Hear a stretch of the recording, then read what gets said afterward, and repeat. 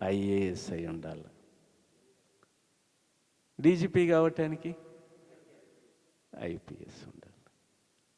ఇక మిగతా కింది వాళ్ళకి ఏదో ఎంఏనా బిఏనా ఏ దేహదారుఢ్యమా ఏవో పెట్టేస్తారు.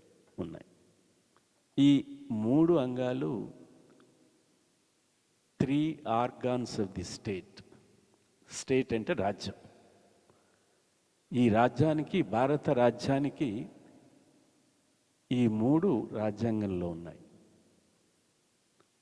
మరి మీరు చెప్పే 4th స్టేట్ మీడియా ఎక్కడుంది? ఈ పుస్తకంలో ఎక్కడ వెతికినా కనిపించదు. 400-500 పేజీలు ఉంది. దీంట్లో కనిపిస్తుంది. వాళ్ళకి 150 ఏళ్ళ తర్వాత ఫస్ట్ అమెండ్మెంట్ అంటారు దాన్ని, బిల్ ఆఫ్ రైట్స్ అంటారు. దీంట్లో పెట్టారు. మన రాజ్యాంగ పరిషత్తు ఈ సమస్యను చర్చించింది. భారతదేశం పత్రికా వ్యవస్థ స్వతంత్ర భారతదేశంగా రాకముందు స్వాతంత్ర్యం కొరకు పోరాడినటువంటి రాజకీయవేత్తలతో పాటు, ప్రజలతో పాటు పత్రికలు ప్రజలకు సమాచారాన్ని ఇవ్వటంలో, చైతన్యపరచడంలో, చెప్పడంలో పత్రికల పాత్ర అనిర్వచనీయమైనది అని చెప్పి అందరూ చెప్తారు. 47 తర్వాత ఇక చేయాల్సిన పని ఏమిటి? మీడియా చేయాల్సిన పని పరిపాలనను సవ్యంగా సాగుతుందా లేదా, చట్టాలు సవ్యంగా అమలవుతున్నాయా లేవా, what is the definition of the journalism? Media ఏం చేయాలా? మీడియా ముందు చేయాల్సిన కర్తవ్యం, దీని ధర్మం, టు ఇన్ఫార్మ్. ఎవరికి? ప్రజలకి. ప్రజలకి సమాచారం అందించడం, టు ఇన్ఫార్మ్, టు ఎడ్యుకేట్ అంటే చైతన్యపరచటం, టు ఎడ్యుకేట్ మంచిని చెప్పటం, మంచిని విస్తరించటానికి తోడ్పడటం, అండ్ టు ఎంటర్టైన్ ఆహ్లాదపరచటం. సినిమా, క్రీడ, వ్యంగ్యము, కథలు. The basic principle of journalism is to inform, to educate, to entertain. స్వతంత్ర భారతదేశంలో ఇవి చేయాల్సిన కర్తవ్యం మీడియా మీద ఉంది. చాలామంది మిగతా అంగాల మాదిరిగానే 3 ఆర్గాన్స్ ఆఫ్ ది స్టేట్, 3 అంగాల మాదిరిగానే రాజ్యాంగంలో దీన్ని కూడా పొందుపరచాలా అని చెప్పి చర్చ జరిగింది. మెజారిటీ సభ్యులు చెప్పారు దాన్ని కూడా పొందుపరచాలా. బాబాసాహెబ్ అంబేద్కర్ వ్యతిరేకించాడు. మీడియాని రాజ్యాంగ పుటల్లో బంధించకూడదు. ఎందుకు అంటే, రాజ్యాంగ పుటల్లో బంధిస్తే 3 ఆర్గాన్స్ ఆఫ్ ది స్టేట్ మాదిరిగా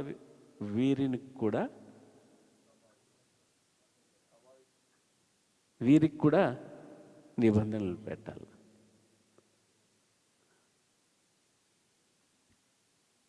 లెజిస్లేచర్, చట్టసభలు ప్రజల అభిప్రాయానికి ప్రతినిధులుగా చట్టాలు చేస్తారు, ప్రజలని రిఫ్లెక్ట్ చేస్తారు. చట్టసభలు ప్రజల ప్రతినిధులుగా ప్రజల మంచి చెడును ఆలోచించి పరిపాలన సాగించటానికి చట్టాలు చేస్తారు. ఆ చట్టాలు రాజ్యాంగబద్ధంగా ఉన్నాయా లేవా? రేపు ఒక పార్టీ మొత్తంగా ఒక మతస్థుల్ని ఓటు హక్కు లేదు అని చెప్పి, మెజారిటీ మాకుంది అని చెప్పి, ఓటు హక్కు లేదు అని చెప్పి తీర్మానం చట్టసభల్లో చేశారనుకోండి, న్యాయ వ్యవస్థ ఎంటర్ అవుతుంది. మీరు చేసింది తప్పు. మెజారిటీతోనే బిల్లులన్నీ ప్రతిపాదించేది బిల్లు, చర్చ జరిగిన తర్వాత పాస్ అయితే అది గవర్నరు రాష్ట్రపతి సంతకం పెడితే చట్టం అవుతుంది. మెజారిటీ ఉంటేనే బిల్ పాస్ అవుతుంది. మీరు చేసింది తప్పు, కోర్టు కొట్టేస్తుంది. జ్యుడిషియరీ చేసే పని, న్యాయ వ్యవస్థ చేసే పని రాజ్యాంగాన్ని రక్షించటం. ప్రభుత్వాలు ప్రజల తరఫున ఎన్నికై వచ్చినటువంటి ప్రజాప్రభుత్వాలు చేసే చర్యలు, చట్టాలు, విధానాలు, రూపకల్పనలు ఈ రాజ్యాంగానికి అనుగుణంగా ఉన్నాయా లేవా అని పరిశీలించటం వారి ధర్మం, నిర్దేశించింది రాజ్యాంగం.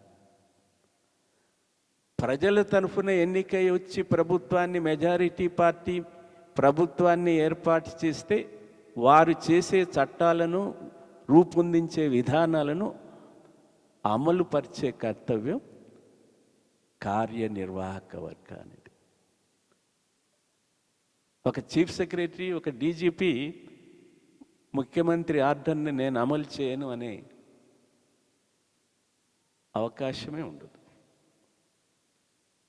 తప్పైనా ఒప్పైనా చట్టం ప్రకారంగా వారు నిర్వర్తించాల్సింది.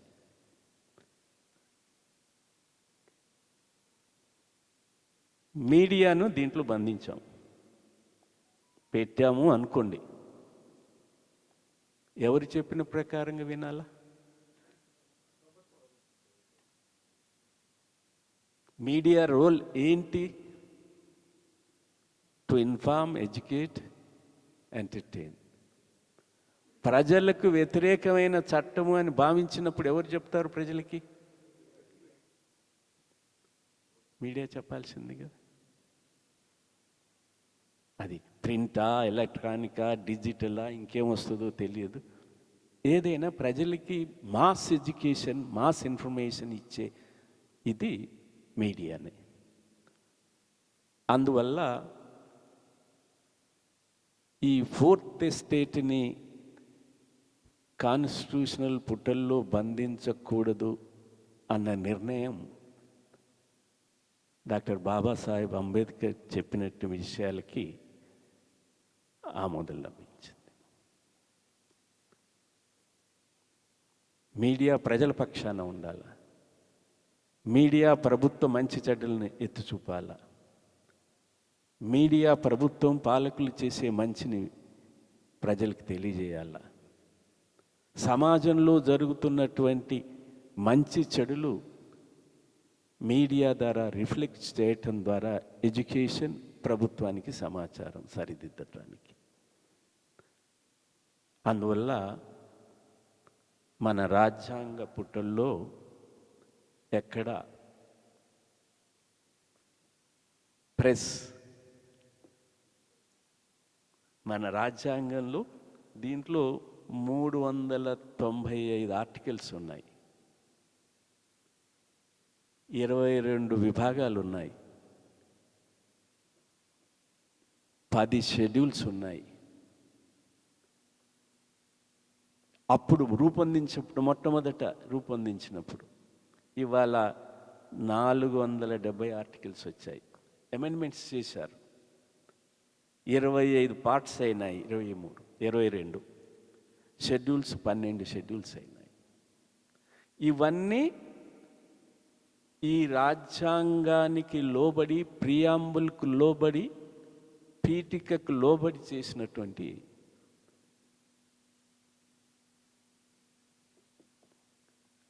మనకు ప్రియాంబుల్ ఈజ్ శిరోధార్యం, కాన్స్టిట్యూషన్ ఈజ్ శిరోధార్యం. నేను చదివినా చదవలేకపోయినా అది గ్రంథమే. భారతాన్ని అందరు చదివారా? ఖురాన్ అందరు చదివారా? అది శిరోధార్యం మతానికి సంబంధించి. అట్లాగే భారత పౌరులకి ఈ శిరోధార్యంలో మీడియా అనే పదం లేకపోవటానికి కారణం ఇది. రాజ్యాంగం అమల్లోకి వచ్చిన కొద్ది రోజులకే 4-5 సంవత్సరాలకే ఒక కేసు వచ్చింది. మద్రాసులో బొంబాయిలో ఒక వారపత్రిక వెలువరించేవాళ్ళు, రమేష్ తాపర్ అని చెప్పి దాని ఎడిటర్. అది మొత్తం భారతదేశానికి వెళ్ళేది. మద్రాస్ ప్రొవిన్స్, మద్రాస్ రాష్ట్రం బ్రిటిష్ పీరియడ్లో దాని ప్రొవిన్స్ అనేవాళ్ళు. Madras province, central province, north eastern province.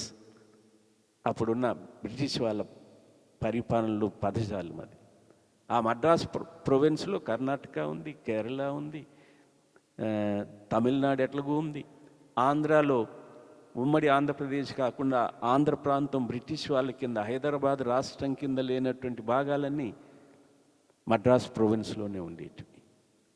ఎన్నికలు వాళ్ళే నిర్ణయించారు.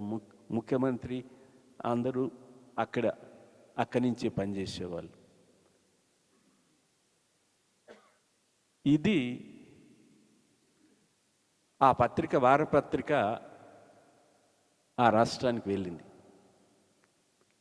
దాంట్లో ఏమొచ్చిందంటే,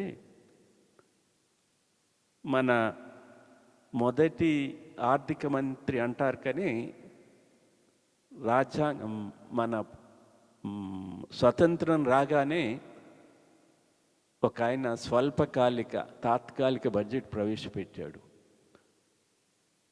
ఒక శెట్టి, పూర్తి పేరు జ్ఞాపకం రావటంలే. బట్ ఫుల్ బడ్జెట్, పూర్తి బడ్జెట్ స్వతంత్రం తర్వాత ప్రవేశపెట్టింది టిటి కృష్ణమాచారి, ఆర్థిక మంత్రి. నార్మల్గా అందరూ ఆయనే ప్రథమ ఆర్థిక మంత్రి అంటుంటారు, కానీ నిజానికి కాదు. ఫుల్ బడ్జెట్ పెట్టింది మాత్రము ఆయన నుంచి మొదలైంది. ఆ బడ్జెట్లో టిటి కృష్ణమాచారికి మద్రాసులో టీటీకే ఇండస్ట్రీస్ అని ఉన్నాయి, ఇప్పటికి కూడా ఉన్నాయనుకుంటాను. ఆ పరిశ్రమలకు అనుగుణమైన రీతిలో రాయితీలు ఇవ్వటానికి పారిశ్రామిక విధానాన్ని రూపొందించాడు, కన్సెషన్స్ పెట్టాడు అని చెప్పి క్రాస్ రోడ్స్, ఆ పత్రిక పేరు క్రాస్ రోడ్స్. ఆ పత్రికల హెడ్డింగ్లో వచ్చేసింది. కొత్తగా స్వతంత్రం వచ్చింది, అవినీతి అనే పదానికి ఆస్కారం ఏర్పడుతుంది. దీన్ని ఆ మద్రాస్ ప్రొవిన్స్ ప్రభుత్వం బ్యాన్ చేసింది పత్రికని. మా రాష్ట్రానికి ఇది ఉండటానికి లేదు, సరఫరా చేయటానికి లేదు, చదవటానికి లేదు అని చెప్పి బ్యాన్ చేస్తే రమేష్ తాపర్ మద్రాస్ ప్రొవిన్స్ మద్రాస్ హైకోర్టుకు వెళ్ళాడు. హైకోర్టు క్వశ్చన్ చేసింది, ప్రభుత్వం క్వశ్చన్ చేసింది. పత్రికా స్వేచ్ఛ పేరుతో ఇది రాశామని చెప్తున్నారు కదా, పత్రికలకు స్వేచ్ఛ ఉందని చెప్తున్నారు కదా, మీడియాకి, అప్పటికి మీడియా కాదు ప్రెస్ స్వేచ్ఛ ప్రకారంగా రాశారంటున్నారు కదా, ఎక్కడుంది ఆ స్వేచ్ఛ చూపించండి అని అడిగారు. రాజ్యాంగంలో ఎక్కడుంది చెప్పాలిగా. అందుకని మద్రాస్ ప్రొవిన్స్ జారీ చేసినటువంటి, బ్యాన్ చేసి ఇచ్చినటువంటి ఉత్తర్వు సబబే. అప్పుడు ఆయన రమేష్ తాపర్ సుప్రీంకోర్టుకు వెళ్ళాడు 1955లో. సుప్రీంకోర్టు ఏం చెప్పింది, వాదనలు విన్న తర్వాత ఈ చర్చలన్నీ రాజ్యాంగ పరిషత్తు ఎందుకు మీడియాని దీంట్లో చేర్చలేదు, ఆ చర్చల సరళి మీరు రంగారెడ్డి జిల్లాలో జీవో 111 111 111 జీవో మీద శాసనసభలో ఎవరేం మాట్లాడారు అనుకుంటే ఉత్సాహం ఉంటే హాయిగా పోయి మన లైబ్రరీలో చూడొచ్చు. శాసనసభ లైబ్రరీలో ఎవరేం మాట్లాడింది, అట్లాగే రాజ్యాంగ పరిషత్తులో ఏం మాట్లాడారు దీని మీద అని చదివితే ఏ సభ్యుడు ఏ రకంగా మాట్లాడారు దాని స్పిరిట్ని రిఫ్లెక్ట్ చేయాలి. కాన్స్టిట్యూషను, న్యాయ వ్యవస్థ దీంట్లో స్పష్టత లేకపోతే మన రాజ్యాంగకర్తలు ఏం రాశారు, ఏ ఉద్దేశంతో రాశారు, ఏ లక్ష్యంతో రాశారు, దేన్ని సమర్థిస్తూ రాశారు, ఏది ఉండాలని కోరుకుంటున్నారు, ఏది ఉండకూడదని కోరుకుంటున్నారు, ఆ చర్చల్లో అన్నీ ఉంటాయి. సుదీర్ఘమైన చర్చ అది 2 సంవత్సరాల పాటు. సో అందువల్ల మద్రాస్ ఇవాళ ప్రశ్న పత్రికా స్వేచ్ఛ ఎక్కడుందనే ప్రశ్న తలెత్తుతుంది. పత్రికా స్వేచ్ఛ,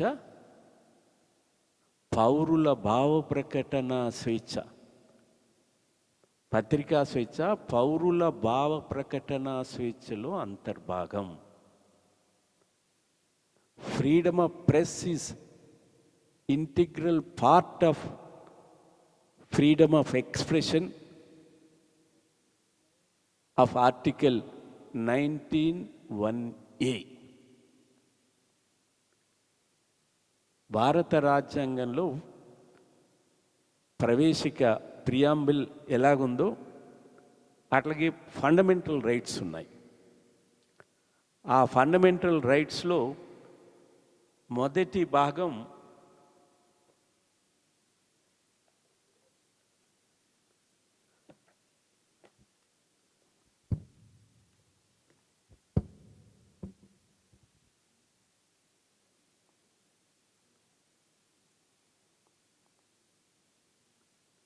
ప్రాథమిక హక్కులు. ఈ ప్రాథమిక హక్కుల్లో ఆర్టికల్ 19 అంటే ప్రాథమిక హక్కు ఉన్న జోడించినటువంటి ఆర్టికల్ ఇది. ఆ ఆర్టికల్ కింద మొట్టమొదటిది ఫ్రీడమ్ ఆఫ్ ఎక్స్ప్రెషన్. భారత పౌరులకి మాట్లాడే స్వేచ్ఛ ఉంది, అది ప్రాథమిక హక్కు. మన దేశంలో ఎమర్జెన్సీ విధించారు, అత్యవసర పరిస్థితి. మీరు అప్పటికి విన్నారు. కొద్దిగా నాలాగా పూర్తిగా కాకపోయినా వాళ్ళకి ఎమర్జెన్సీ అంటే ఏంటో తెలుసు. ఆ ఎమర్జెన్సీలో మొట్టమొదటి వేటు భావ ప్రకటన స్వేచ్ఛ మీద. ఆ మొట్టమొదటి వేటు వల్ల ఎవ్వరూ సభలు సమావేశాలు పెట్టుకోవటానికి వీల్లేదు, ఎవ్వరూ నిరసనలు తెలపటానికి వీల్లేదు, ఎవ్వరూ బజార్కి ఎక్కటానికి వీల్లేదు. ప్రభుత్వం ఏది చెప్తే అది వినాలి, అధికారులు ఏది చెప్తే అది వేదం. ప్రజాస్వామ్య ప్రభుత్వం అంటే, ప్రజాస్వామ్యం అంటే first essential part of the democracy. ఉండాల్సిన మొట్టమొదటి అత్యవసర మాట ఏమిటంటే స్వేచ్ఛ, భావ ప్రకటన స్వేచ్ఛ. స్వేచ్ఛ భావ ప్రకటన స్వేచ్ఛకి తేడా ఉంది. భావ ప్రకటన స్వేచ్ఛ అంటే మనం మాట్లాడటానికి, మనం రాసుకోవటానికి, బహిరంగ సభ పెట్టడానికి, హోర్డింగ్స్ పెట్టడానికి, ప్లేకార్డ్స్ పట్టుకోవటానికి, కరపత్రాలు వేయటానికి, అనుమతిస్తే గోడల మీద రాయటానికి. This comes under the freedom of expression. Freedom, స్వేచ్ఛ అంటే నేను జర్నలిస్ట్ని అవుతాను, నేను డాక్టర్ని అవుతాను, నేను వ్యవసాయం చేసుకుంటాను, నేను పశువుల డాక్టర్ని అవుతాను, నేను ఐఏఎస్ని అవుతాను, నేను బిజినెస్ చేసుకుంటాను, పుస్తకాలు అమ్ముతాను, పేపర్లు ప్రింట్ చేస్తాను, సోపులు అమ్ముతాను. ఆ స్వేచ్ఛ ప్రతి పౌరుడికి ఉంది. నువ్వు ఇది చదవాలని ఆదేశించే ప్రభుత్వం ఏదైనా ఉందా? ఎవరైనా ఆదేశించారు ఇప్పటి వరకు?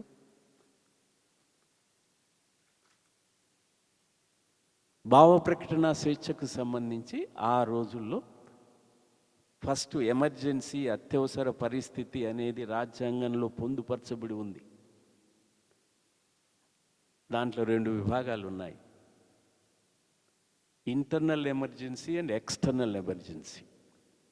ఇంటర్నల్ ఎమర్జెన్సీ అంటే దేశంలో అంతరంగికంగా కల్లోలాలు ఏమైనా, దేశ ఐక్యతకు ప్రమాదం వచ్చే పరిస్థితులున్నా, మత కల్లోలాలు చెలరేగుతాయని భావించిన, రాజకీయ హత్యలు, రాజకీయ దోపిడీలు, లేక ఇవి ఇతర రకంగా దేశం అల్లకల్లోలంగా ఉందని భావించిన ఇంటర్నల్ ఎమర్జెన్సీ విధించడానికి అవకాశం.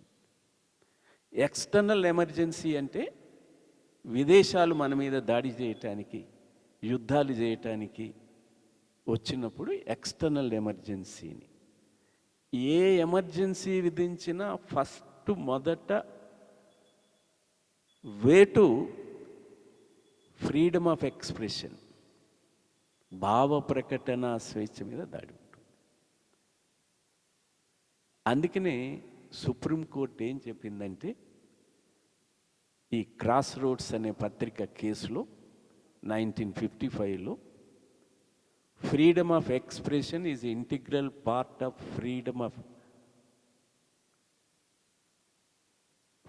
Of press is a integral part of freedom of expression under article 19(1)(a.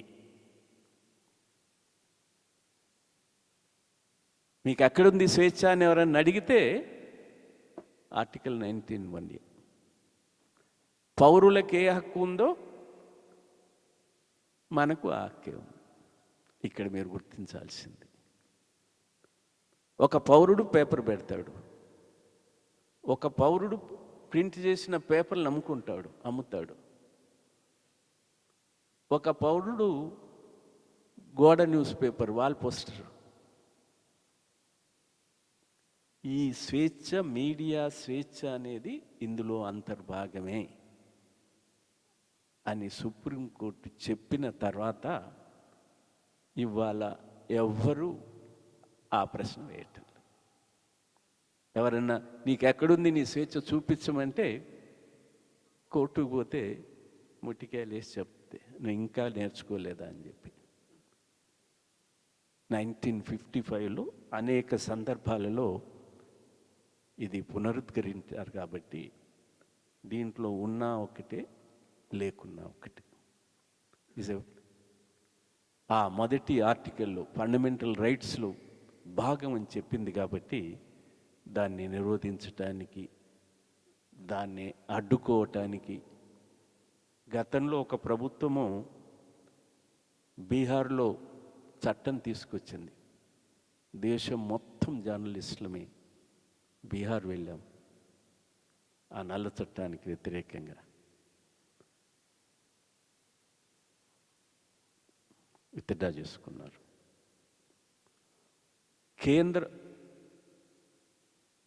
ఈ మీడియా అనేది రాజ్యాంగంలో 3 రకాల అంశాలు ఉన్నాయి. ఆర్గాన్స్ 3. 4th organ. అట్లాగే ఈ రాజ్యాంగంలో 3 రకాల అంశాలు ఉన్నాయి. ఒకటి రాష్ట్ర ప్రభుత్వాలకు సంబంధించిన అంశాలు, స్టేట్ సబ్జెక్ట్స్ అంటాం దాన్ని, స్టేట్ సబ్జెక్ట్స్. 2 సెంట్రల్ సబ్జెక్ట్స్ అంటాం, కేంద్ర ప్రభుత్వానికి సంబంధించిన అంశాలు. 3 కంకరెంట్ సబ్జెక్ట్స్ అంటాం, అంటే ఇటు రాష్ట్రము అటు కేంద్రము రెండింటికి సంబంధించినటువంటి. మన మీడియా సెంట్రల్ సబ్జెక్ట్స్లో విదేశాంగ విధానాలలో, డిఫెన్స్, రక్షణ సంబంధించిన, సరిహద్దులకు సంబంధించిన అంశాలు. కమ్యూనికేషన్స్కి సంబంధించినటువంటి పోస్ట్ టెలిగ్రాఫ్స్, కమ్యూనికేషన్స్కి సంబంధించింది. కరెన్సీ ప్రింట్ చేయాలన్నా, రద్దు చేయాలన్నా, మార్పు చేయాలన్నా కేంద్ర ప్రభుత్వానికి సంబంధించింది. అట్లాగే మీడియాకు సంబంధించి కూడా ఇది కేంద్ర ప్రభుత్వ అంశం. ఏ చట్టం చేయాలన్నా కేంద్ర ప్రభుత్వమే తప్ప రాష్ట్ర ప్రభుత్వాలకు హక్కులు హౌస్ సైట్స్ చేయటానికి, ఆరోగ్య కార్డులు ఇవ్వటానికి, సంక్షేమ చర్యలు తప్ప ఈ హౌస్కి చిన్న మల్లేశం గారు వచ్చారు. మీరు అరగంట ఆలస్యమైంది చెప్పానుగా, వారు టైంకి వచ్చారు. రండి. ఇది అందుకని మనకు సంబంధించి ఏ చట్టాలు చేయాలన్నా కూడా కేంద్ర ప్రభుత్వమే చేయాలి. ఏ ప్రభుత్వము, కేంద్రమైనా రాష్ట్రమైనా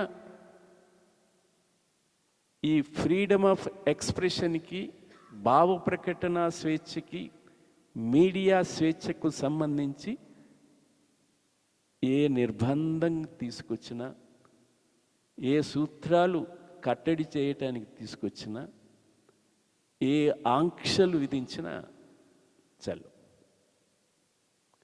it's a freedom, fundamental right. కాబట్టి ఎక్సెప్ట్ ఎప్పుడు చెల్తుంది? అత్యవసర పరిస్థితి విధిస్తే కంట్రోల్లో పెట్టడానికి. సెన్సార్షిప్ అంటాం దాన్ని. Indira Gandhi first time internal emergency విధించిన తర్వాత ఆ అనుభవం భారతదేశ ప్రజలు 3 పూటల తిండి లేకపోయినా, చదువుకోవటానికి పాఠశాలలు సమృద్ధిగా నెలకొల్పకపోయినా, ఆరోగ్యానికి అవసరమైనటువంటి ఆసుపత్రులు లేకపోయినా, స్వేచ్ఛ, భావ ప్రకటన స్వేచ్ఛను విడనాడటానికి సిద్ధంగా లేరు. తమ గౌరవానికి భంగం కలిగే రీతిలో వ్యవహరిస్తే భరించడానికి సిద్ధంగా లేరు. అది మన అత్యవసర పరిస్థితి విధించిన తర్వాత ప్రజలు ఇచ్చిన తీర్పుకు జెండా. అది అత్యవసర పరిస్థితి విధించిన ప్రభుత్వాన్ని తొలగించారు. ఊహించని రీతిలో ప్రజలు జనతా పార్టీని ఎన్నుకున్నారు. జనతా పార్టీ అధికారంలోకి వచ్చిన తర్వాత అప్పటికే మేమంతా ప్రొటెస్ట్ చేయటానికి భారతదేశం మొత్తం పత్రికలు, జర్నలిస్టులు సమావేశం పెట్టడానికి లేదు, నిరసన తెలపటానికి లేదు, ప్లే కార్డు పట్టుకోవటానికి లేదు, ఎక్కడికి వెళ్ళి మెమరాండం ఇవ్వటానికి లేదు. అందుకని భారతదేశం మొత్తం పత్రికలు, పత్రికా జర్నలిస్టులు, యాజమాన్యాలు కూర్చొని ఒకరోజు మనకు ప్రజలకు మన నిరసన తెలియాలి కదా అని చెప్పి మాస్టెడ్ పత్రిక పేరు ఉండే మాస్టెడ్ తప్ప మిగతా పత్రికనంతా నల్లగా పెయింట్ చేసి ప్రజలకు అందజేద్దాం. ఆ రకంగా అప్పుడు మీడియా నిరసన తెలియజేశాం. పార్లమెంట్లో, శాసనసభలో ప్రధానమంత్రి, ముఖ్యమంత్రి మాట్లాడేదే తప్ప ఏది రాయటానికి వీల్లేదు.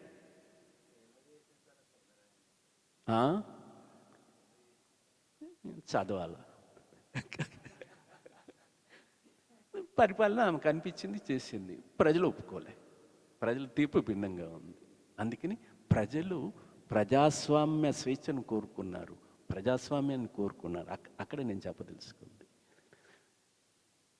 ఇది. మేమంతా అమెరికా మాదిరిగా కాన్స్టిట్యూషన్కి ఫస్ట్ అమెండ్మెంట్ మాదిరిగా జనతా ప్రభుత్వం కూడా ఈ రాజ్యాంగంలో పత్రికా స్వేచ్ఛ అనేది స్పష్టంగా పొందుపరచాల, రక్షణ ఇంకా బాగా కల్పించాలని చెప్పినప్పుడు సిద్ధమవుతున్న తరుణంలో ఒక ఆలోచన అందరికీ వచ్చింది. పార్లమెంట్లో పెద్దలకు వచ్చింది, రాజకీయ పార్టీలకు వచ్చింది. అసలు దాన్ని ఎత్తేస్తే పోలే, ఇంటర్నల్ ఎమర్జెన్సీ అనే దాన్ని రాజ్యాంగంలో ఉన్నదాన్ని ఎత్తేసేసారు.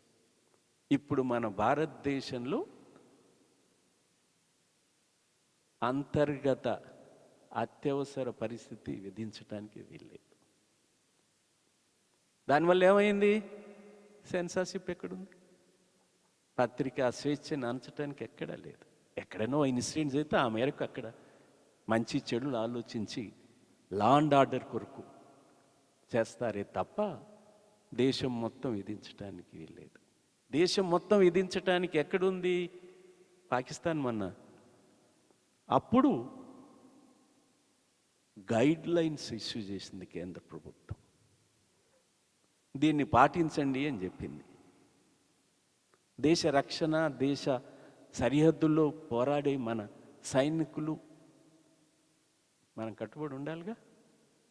అంతే తప్ప ఇవాళ భారతదేశంలో పత్రికా స్వేచ్ఛను, భావ ప్రకటన స్వేచ్ఛను అణిచివేయటానికి ఎవరికి హక్కు లేదు. అందువల్ల ఈ దేశంలో చట్టపరంగా ఉంది. మరి ఎందుకు వచ్చింది భారతదేశంలో పత్రికా స్వేచ్ఛ ఎక్కడుంది? 183 దేశాలలో అంటే కింది నుంచి వస్తున్నాం మనం, పైనుంచి రావటం లే.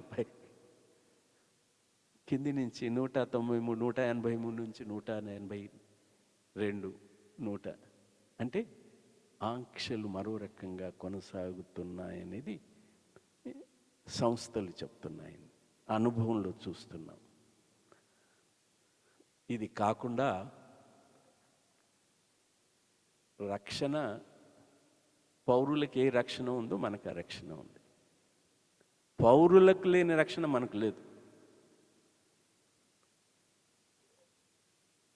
జడ్జిని తిడితే కంటెంప్ట్ అవుతుంది, ఆయనే స్ట్రేట్గా పట్టుకురమ్మంటాడు పోలీసు, ఆ జర్నలిస్ట్ని పట్టుకురా అంటాడు.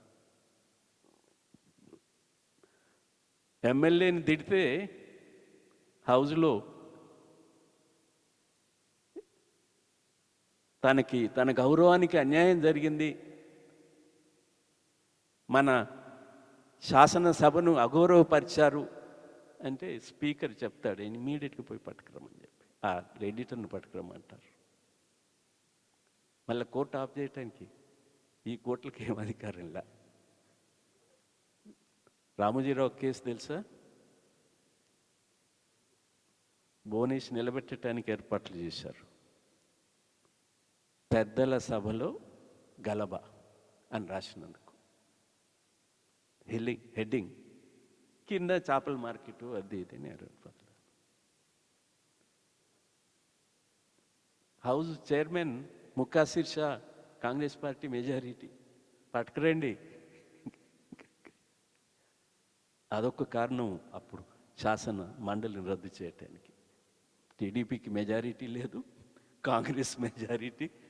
సో నేను ఇక్కడ చెప్పదలుచుకుంది ఏమిటంటే, చట్టపరంగా ఎక్కడ ఆంక్షలు విధించడానికి అవకాశం లేదు. అందుకని భారతదేశం సర్వసత్తాకతో పాటు స్వేచ్ఛ ఉన్న పత్రికా స్వేచ్ఛ రాజ్యాంగంలో పుటలో బంధించబడ్డటువంటి అంశం. మరి మనం ఏం చేయాలా? మన రక్షణ ఏంటి? ఇవన్నీ మళ్ళీ సాయంత్రం అవకాశం ఉంటే చెప్తాను, లేకపోతే మిత్రులు మళ్ళీ ఇది సగం వింటారు. అందుకే నాకే అవకాశం ఉంటే, చట్టాలు చాలా ఉన్నాయి. ప్రెస్ కౌన్సిల్ ఆఫ్ ఇండియా ఉంది. శాసనసభలో జరిగేటటువంటి, పార్లమెంట్లో జరిగేటటువంటి ప్రసంగాలు, కార్యక్రమాలు యథాతథంగా కానీ సంక్షిప్తంగా కానీ ప్రచురిస్తే మన మీద ఎవడు కేసు పెట్టడానికి లేదు. పార్లమెంట్లో, శాసనసభల్లో సభ్యులు ప్రసంగాల మీద నా పరువు పోయిందని ఎవరు ఆ సభ్యుల మీద, ఎంపీల మీద, ఎమ్మెల్యేల మీద అదొక చట్టం ఉంది. ఆ ఒక్క చట్టమే మనకు ఈ స్వతంత్ర భారతదేశంలో పత్రికలకు ఇచ్చినటువంటి స్వేచ్ఛ. ఇంకా దేనికి లేదు. ఈ పుస్తకం IPC, CrPC, defamation, secrecy, official secrecy, ఇవన్నీ మన తలల మీద ఏలాడుతుంటాయి ఎప్పుడు. ఇవి ఖచ్చితంగా తెలుసుకోవాలి. మనం ప్రవర్తన గురించి మంచి చెడును చెప్పటానికి ప్రెస్ కౌన్సిల్ ఆఫ్ ఇండియా ఉంది. దానికి సుప్రీంకోర్టు రిటైర్డ్ కానీ, సిట్టింగ్ కానీ, హైకోర్టు చీఫ్ జస్టిస్ రిటైర్ కానీ, సిట్టింగ్ కానీ చైర్మన్గా ఉంటారు. 28 సభ్యులు దాంట్లో సభ్యులుగా ఉంటారు. పార్లమెంట్ నుంచి 3 ఉంటారు, రాజ్యసభ నుంచి 2 ఉంటారు, వర్కింగ్ జర్నలిస్ట్ నుంచి 7 ఉంటారు, ప్రొపరైటర్స్ నుంచి 3 ఉంటారు, చిన్న పత్రికల నుంచి 1 ఉంటారు, ఏజెన్సీస్ నుంచి 1 ఉంటారు, బార్ కౌన్సిల్ ఆఫ్ ఇండియా నుంచి 1 ఉంటారు, అట్లాగే సాహిత్య అకాడమీ నుంచి 1 ఉంటారు, యూజీసీ నుంచి 1 ఉంటారు. వీళ్ళంతా కూర్చొని కోర్టు మాదిరిగా మనం ఇచ్చే కంప్లైంట్స్ కానీ, ఈ మీడియా మా పరువు తీస్తుందని చెప్పిన అంశాల మీద కానీ, ఈ ప్రభుత్వాలు మాకు వ్యతిరేకంగా వ్యవహరిస్తాయి, కక్షగట్టి ఉంది, అడ్వర్టైజ్మెంట్స్ ఇవ్వటం లేదని చెప్పడానికి కానీ, అక్యుటేషన్స్ ఇవ్వటానికి ఒప్పుకోవటం లేదని చెప్పినా కానీ అది అడ్జుడికేట్ చేస్తుంది. దాన్ని ఛాలెంజ్ చేయటానికి కింది కోర్టులో ఎక్కడ ఛాలెంజ్ చేయటానికి లేదు. మనకు ఆ సంస్థ ఏం చెప్పిందనేది ప్రెస్ కౌన్సిల్ ఆఫ్ ఇండియా ఆ నైతిక నియమావళి ఇచ్చింది. ఇవి కాకుండా స్త్రీల మీద జరిగే అఘాయిత్యాల మీద రాసేటప్పుడు ఏ జాగ్రత్తలు తీసుకోవాలా, పిల్లల మీద జరిగేటటువంటి వీటి మీద ఏం తీసుకోవాలా, మొన్న స్వేచ్ఛ మరణం మీద జరిగిన దాని మీద జర్నలిస్ట్ ఒక ఎన్జిఓ నడుపుతుంది, మొత్తం కటింగ్స్ తీసుకొచ్చి దగ్గర పెట్టింది నాకు. ఆ అమ్మాయిని, 13 ఏళ్ళ అమ్మాయిని, కూతుర్ని అడిగిన ప్రశ్నలు తలవంపులుగా ఉన్నాయి. మనం తీసుకోవాల్సిన జాగ్రత్తలు చాలా ఉన్నాయి. సార్ మేము అన్నీ రాస్తున్నాం, ఎవరు పట్టించుకోవటం లేదంటే పాఠకుల అమాయకత్వమే, తెలియని తనమే తప్ప ఎవరు కేసేసినా. అందుకని ఈ అంశాలు ఉన్నాయి. నాకు అవకాశం దొరికితే మళ్ళీ తర్వాత చెప్తాను. మళ్ళీ ఓకే సార్.